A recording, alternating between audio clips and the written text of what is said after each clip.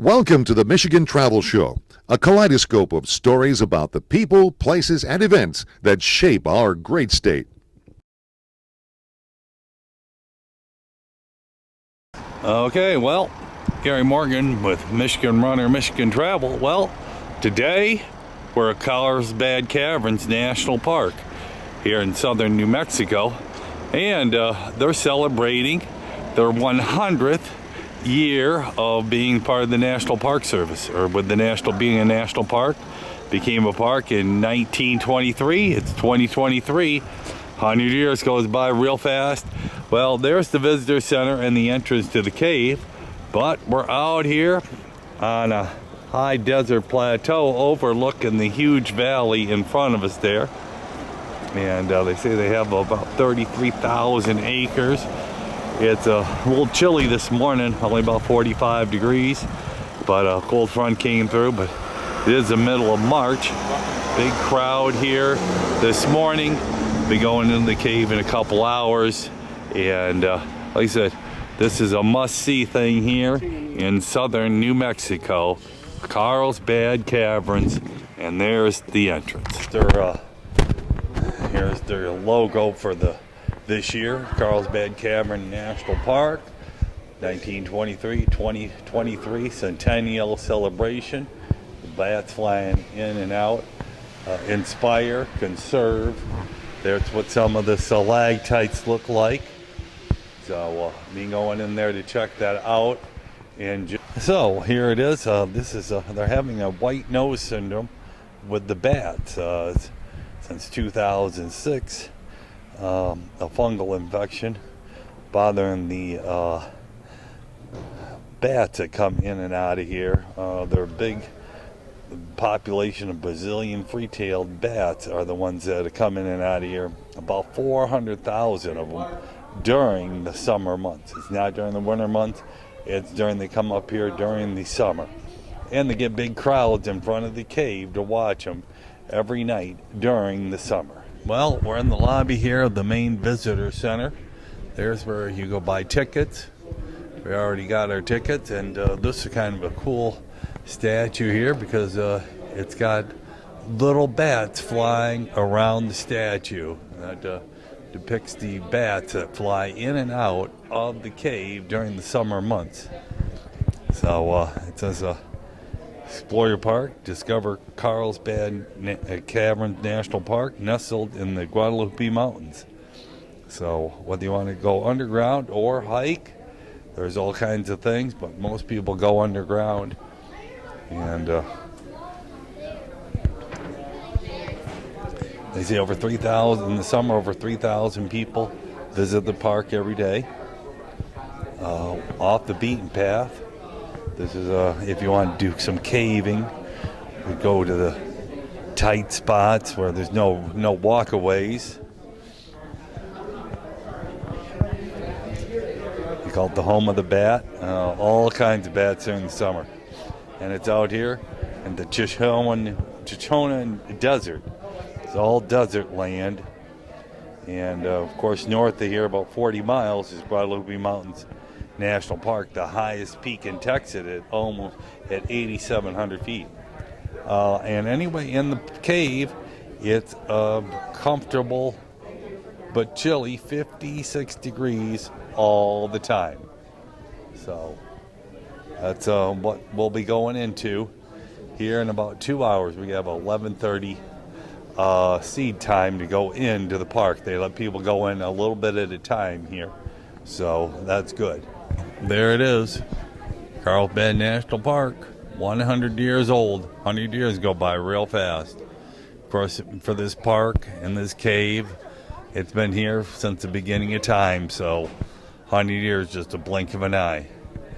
And here is a map of the park on top.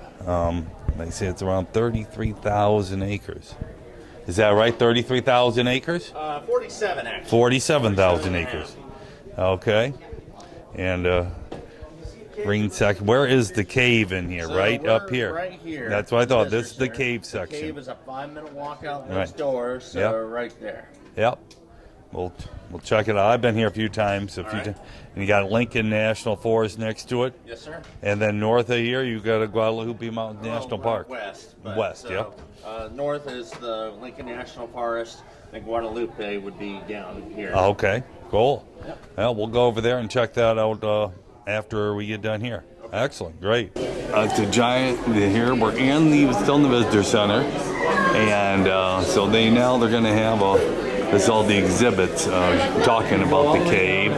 So this is a huge stalactite made out of plastic right here, but it says making sense of the shadows, wonders of the world. Like I said, it's deep down below your feet here, and there is all kinds of great things underneath here, just probably 300 feet below me or somewhere, quarter mile below me. Anyway, and they said at one time it was a shallow sea, a record of the earth and rock. It's kind of, so it was all filled with water at one time. It was an underground sea, if anything. And at least some of their ideas of what it could have been. Spilicanosius, birth of the caves. Seen on the air, the shape of the Captain Reef becomes clear. You see the Permian Sea here. Lots of people here. Petroleum hypothesis. How the cave of the Guadalupe Mountains was formed millions of years ago. Decorating the cave. Yeah, they use lots of different colored lights. That's how it forms. It comes from the top, drips down, and creates that. So, right there, welcome to Carlsbad Caverns National Park Store. A window in the people, places, and histories of this area. Yeah. So, the world comes to visit. People from around the world come here. Like I said, the government made this a national park October 25th, 1923. National monument. So,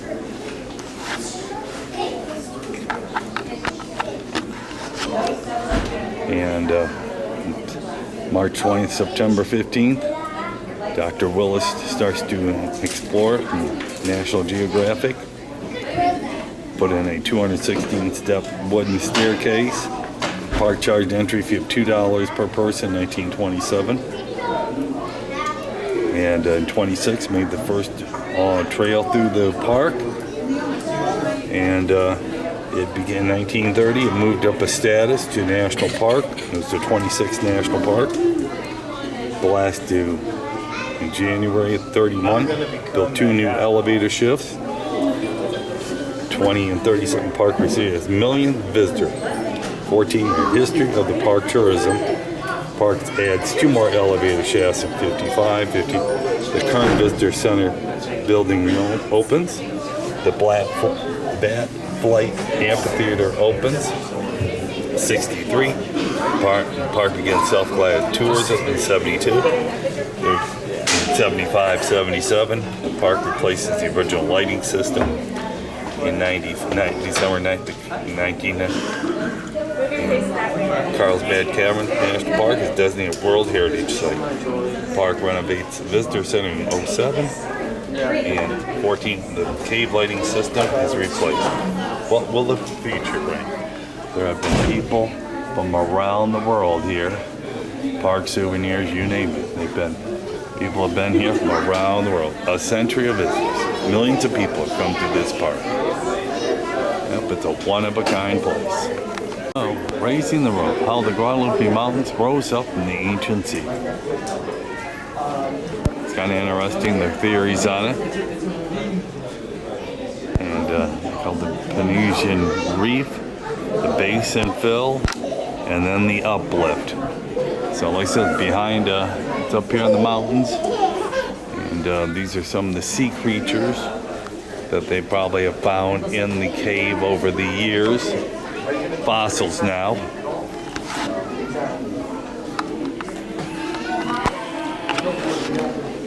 And there's all the fossils you'll see down there. Here's bunch of their banners up here. Here's where people take their picture. Inside is a cave explorer.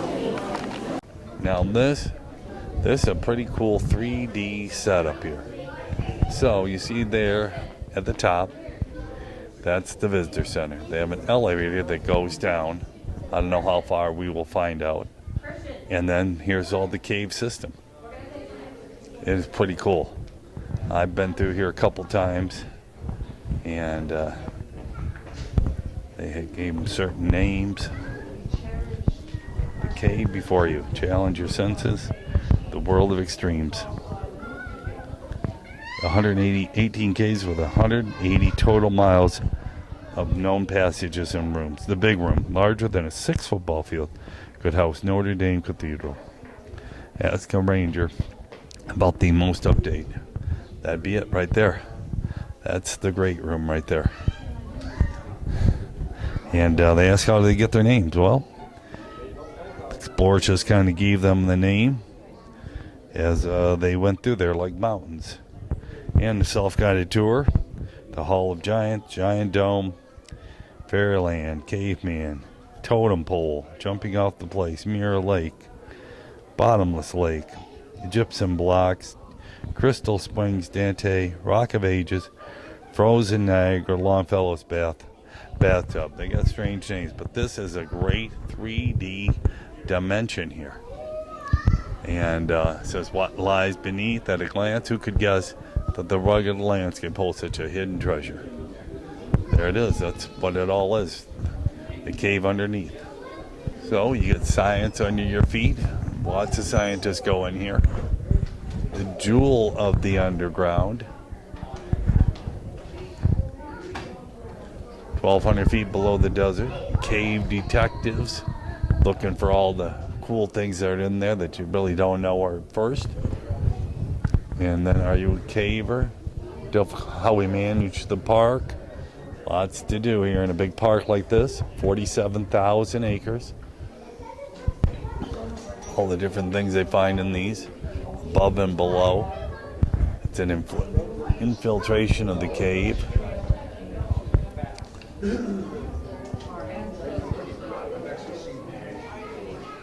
Yeah, for the future. And then this is the desert up above it. This is what's on right out here in front of us. Stories in stone. And of course, this is a make-believe cave there. As he runs through it. One of the first explorers was Jim White. But he was one of the founders of this, Jim White, in 1898. He kept exploring them for the rest of his life. Yep. That's kind of cool. Jim White was one of the original. This is what they took in back then. Some ladders, compass, a little flashlight, a tin, oil for that. The spirit of exploration. There's over 100 known caves in the park. Lots more. They're always looking for new ones. Piercing in the darkness, exploring the caves, and mysteries remain unfathomed. They beckon to some explorer adventuresome spirit, inviting him to test his prowess and daring. Excerpt from Willie T. Lee's unpublished manuscript, 1920. Descended in the world of caves when he was young. Yep. Pretty cool. People are still looking. Beautiful banner there of the park underneath it. And the guano. Okay, this was interesting. In its day, they had a lot of bat poop in here. So they used to mine it. From 02 to 58, guano mining occurred at the park. They used it as fertilizer. They put in the sacks and then load them into a car and push it to the hoist bucket that raised the entire load to the surface. The plant in town, the guano was dried and screened for the uniforms. Local customers could buy sacks for their use in vegetable gardens. Brellos took the bulk of the guano through Texas and out to California. digging for trouble. Grinding money continue even after Carlsbad opened the government granted leases to Carlsbad Bad Guano Company to operate out of the Slaughter Canyon Cave. Miners are supposed to stay in designated areas and turn any fossil artifacts discovered. However, workers broke many rules and damaged Slaughter Canyon Cave. You can still see the tractor tire tracks left by them. In 58, the park ended all mining. There it is. Guano mining. Bat poop. Mining the guano happens.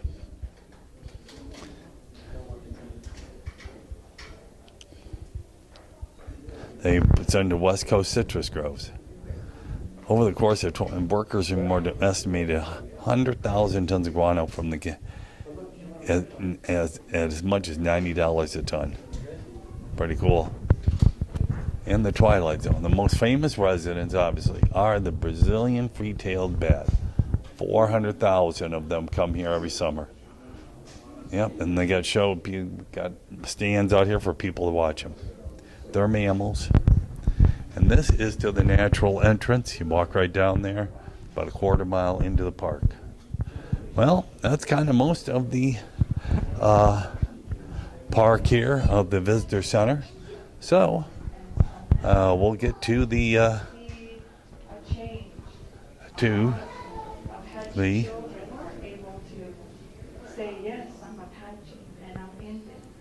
beat the heat. 100 degrees during the summer here. Okay, this is interesting. This is the Chichonan Desert. That's here in New Mexico, Arizona, and a good portion of Mexico and Texas. 140,000 square miles. It's the largest desert in North America. It gets 13 inches of rain per year, less than usual. Oh, Rocky Mountain. When I first met you last year. Okay, well, getting ready to go into the park, into the cave. As always, they've got it all set up. We all go at once. There's all the old buildings, all the old stone. Remember, this park was built, or all set up in the 20s, and became a park in 23, so it's a 100-year anniversary. It's always great to see something turn 100 in America.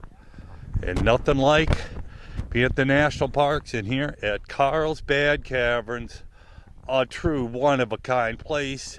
Got a big group. The ranger's gonna show us what we got to do and kind of go from there. So, nice 2.5 hour trip through here. Be kind of cool. Okay, well, this is the Bad Amphitheater for the summertime show. 1,000 people come out to watch the bats fly out of the cave every evening. It's quite the spectacle, to say the least. And a great view of the whole desert here. All the cactuses. And we're going to head down into that cave. Okay, we're going to head down this twisty, windy trail into the park, and it goes down 750 feet. Quite the cave at the start. Go ahead. There's the twisty, windy trail. Wow, that's pretty cool.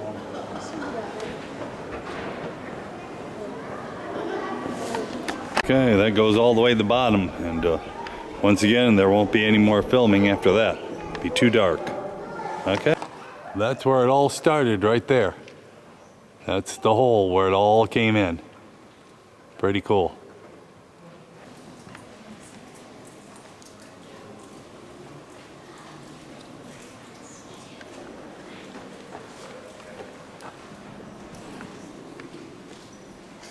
Okay, this is called the Green Lake Room. And we're still going down. There it is. We're coming to the spectacular part of the cave. It's called the Great Room. Right there. The stalactites in here are phenomenal. Can't really see everything, but this is the phenomenal spot of the cave. Pretty cool. It's all flat through here. We dropped to 1,000 feet. Pretty cool.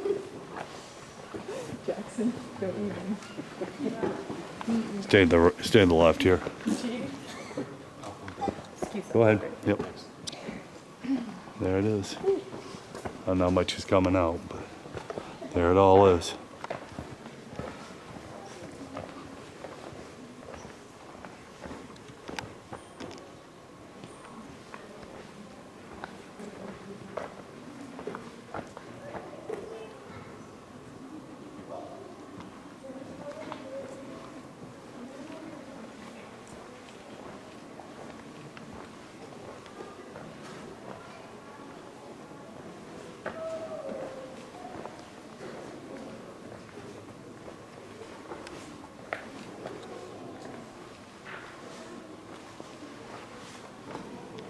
It's amazing how they build these walking trails. Oh, they built it in the 30s with the CCC boys. Yeah. And a few other things. This is the great room. Wow. Camera doesn't do it justice. Wow.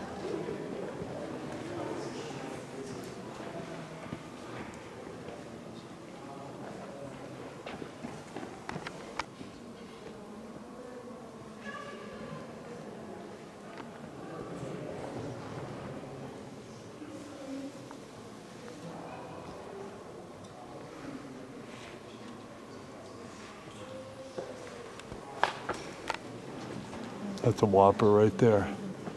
Drip by drip, they made it. Bunch of these in here.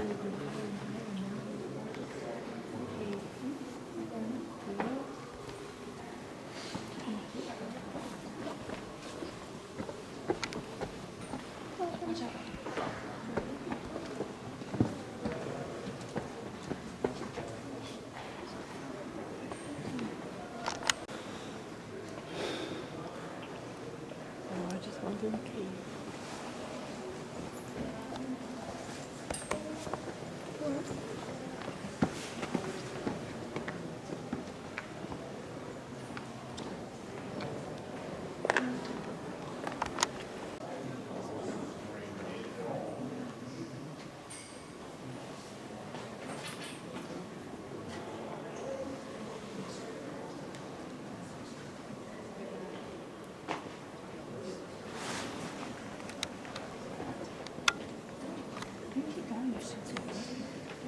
I told him you were.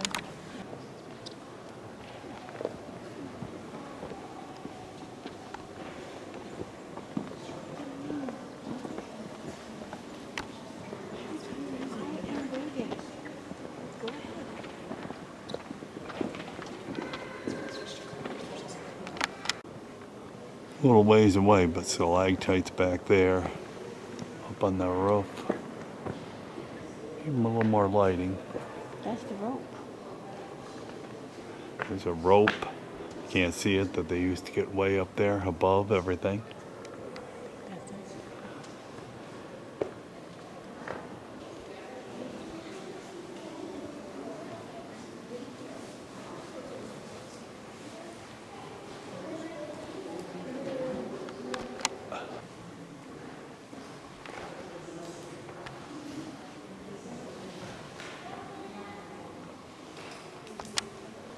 And I said, I'm scared.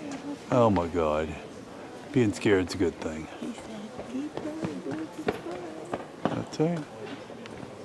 Stalactites. We got a better view here in the middle of the interesting chemistry class going on in here. Yeah. No doubt about that. A lot of chemistry crap.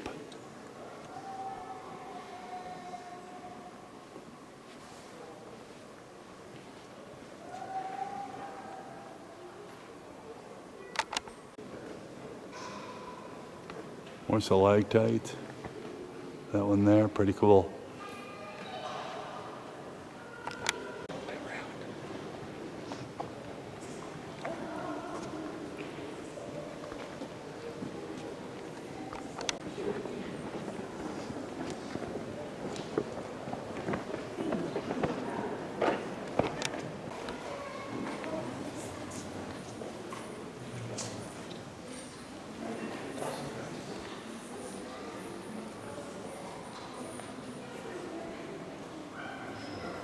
Yeah, this is one of the most spectacular places of the whole cavern.